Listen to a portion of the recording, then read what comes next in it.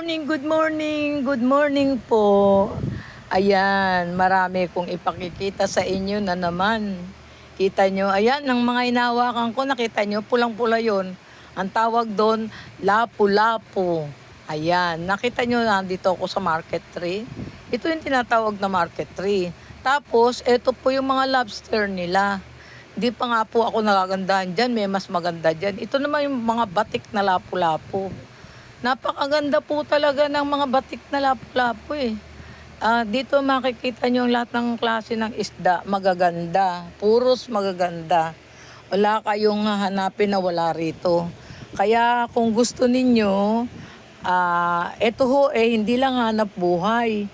Kundi masaya ka na nakapaghahanap buhay ka pa. Lahat po nandito. Ang sugpo po rito, iba-ibang klase.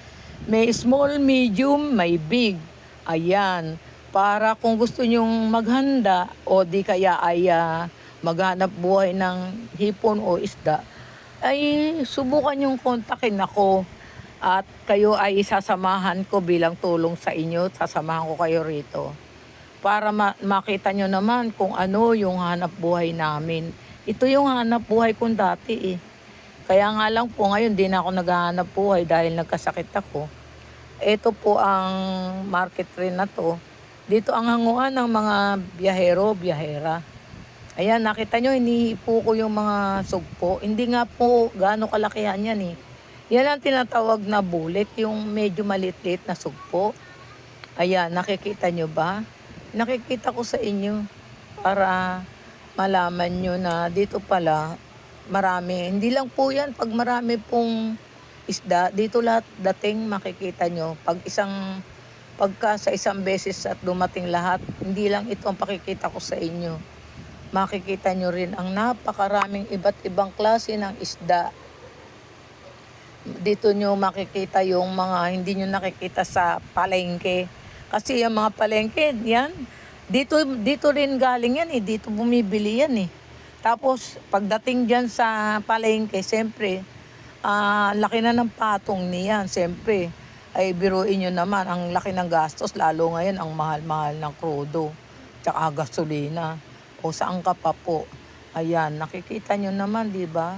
Dito tayo sa maraming lumot. Ito po yung maraming lumot. Ito pong lumot na to, karamihan nito ay iba-iba ring klase. May small, medium, big.